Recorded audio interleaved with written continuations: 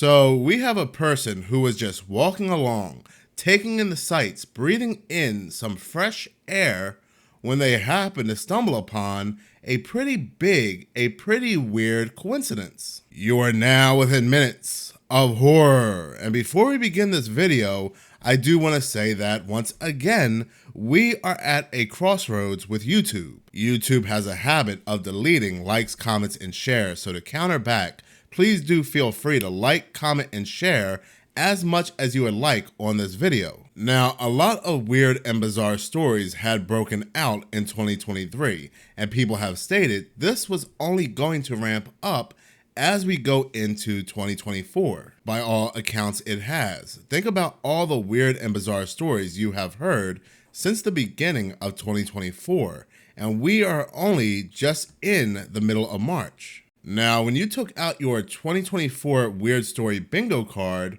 would you have believed that monoliths popping up again would appear on your bingo sheet? Well, that is exactly what happened to one resident in Wales.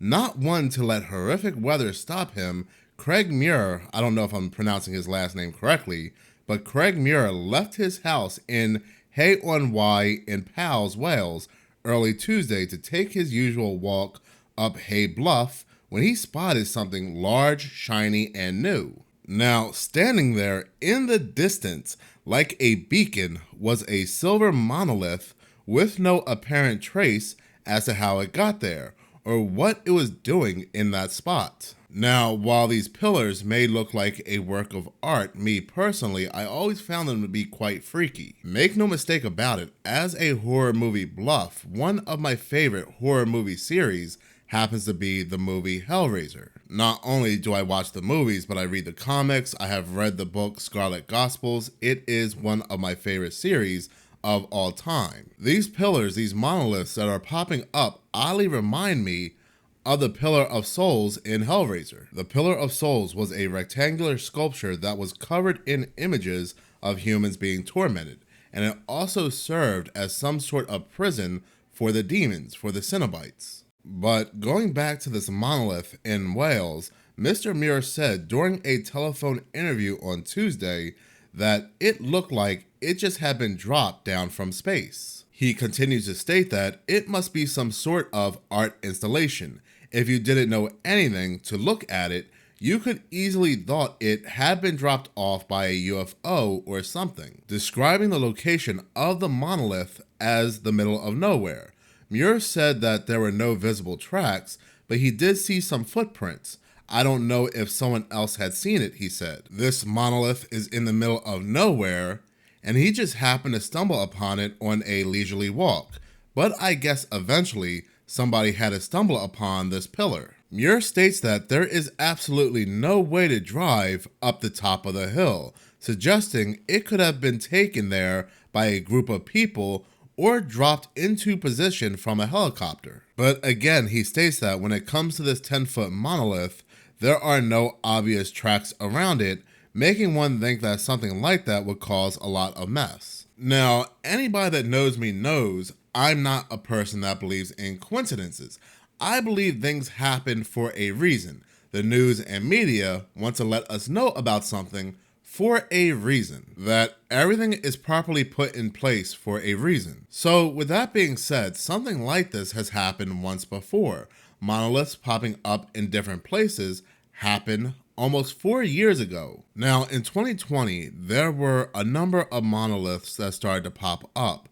There is one in Romania, one in California, and one in Turkey.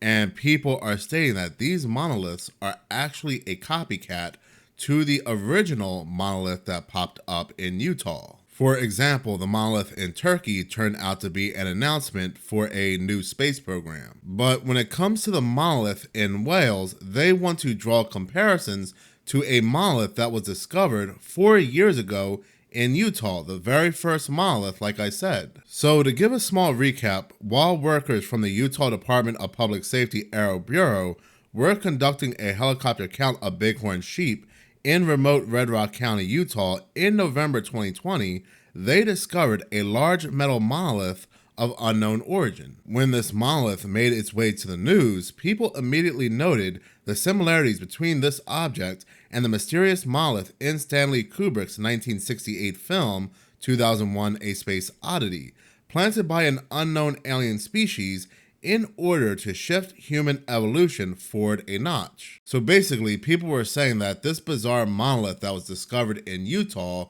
was a harbinger for some kind of big event. And one can basically say, well, it did.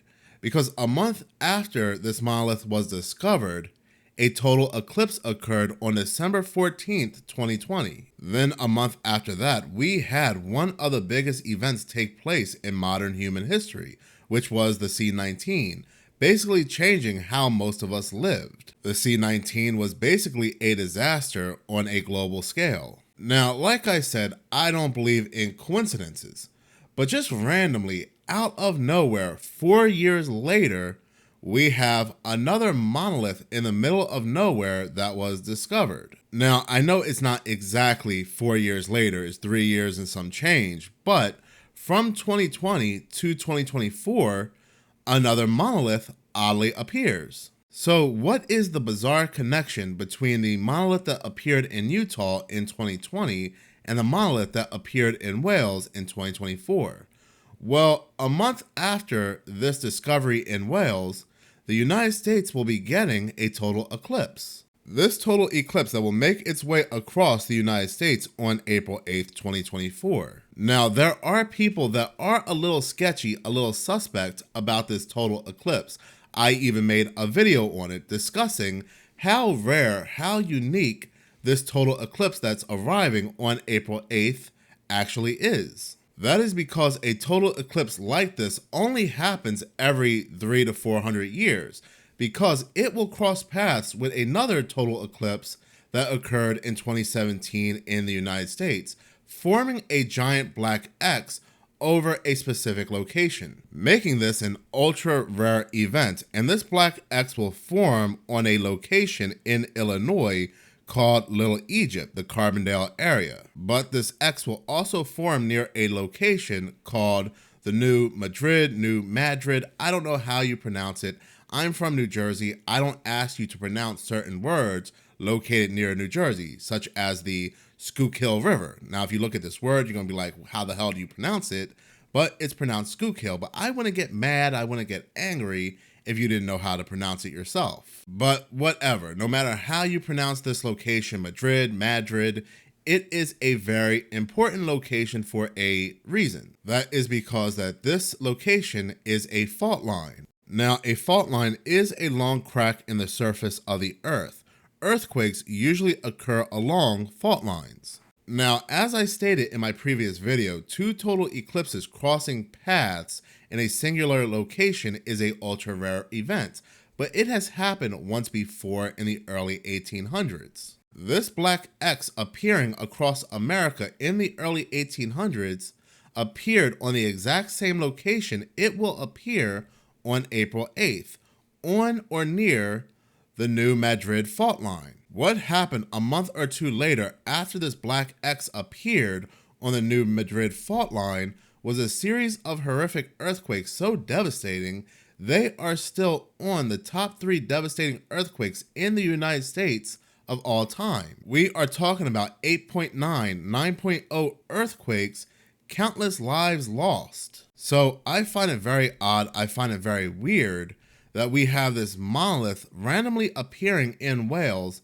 a month prior to this very unique, very rare total eclipse that will occur in the United States. Are these monoliths that are randomly appearing a harbinger of doom? Even if you believe that this is some type of media stunt, some type of publicity stunt, it's still ultra weird timing. So what happened to the original Utah monolith? Well, as randomly as it was discovered, it seemingly randomly vanished practically overnight. Now, get this, just randomly, a man happened to be walking this location in Utah at night, and just randomly at night now, 4 men happened to take the monolith apart. One of the men who were disassembling the monolith took ownership of the monolith. He never gave a real reason as to why it was built. I believe it was some type of art project, but there was never no real reason as to why it was built. But the reason why these men were taking the monolith apart is because it was getting too much attraction. Way too many people were coming to see the monolith. Helicopters were coming to see the monolith. It was just a big attraction. The man who stumbled upon these four men taking this monolith apart heard the men say, "Leave no trace. This is why you do not leave trash in the desert." But whoever these men were, the monolith was oddly eventually returned to the Bureau of Land Management, which still had at that time a pending investigation. Then, like I said, about a month later, there were copycats popping up in different locations, I guess to take attention off of people who are still investigating and deeply researching this Utah monolith. Over time, multiple people were stated to have been responsible for this monolith, but these people would come out and state that they had no involvement in the Utah monolith. This article even states that, in summary, we may never know who exactly placed the monoliths, but we can hedge our bets and say it was an art project or perhaps a prop in a film left behind carelessly. Some even thought that maybe aliens were involved, but me personally, this comes off like some kind of weird ritual that takes place every so many years during a certain event, built by ritualistic humans, the powers that be, the so-called elite, in these weird, bizarre secret societies. Just weird, the same exact monolith just happens to pop up randomly out of nowhere in the news and media almost 4 years later since the very first monolith in Utah. Let's not also forget, as of 2024, they are also finding monoliths inside human bodies. But I guess this is all one big coincidence, and I'm out here reaching and mongering the fear. But no matter what I'm doing, I do hope you like this video. And in any case, thank you so much for watching. If you like this video and you want to see more, please subscribe. If you're already subscribed, please like, as any engagement does help the channel grow. Once again, thank you so much for your support.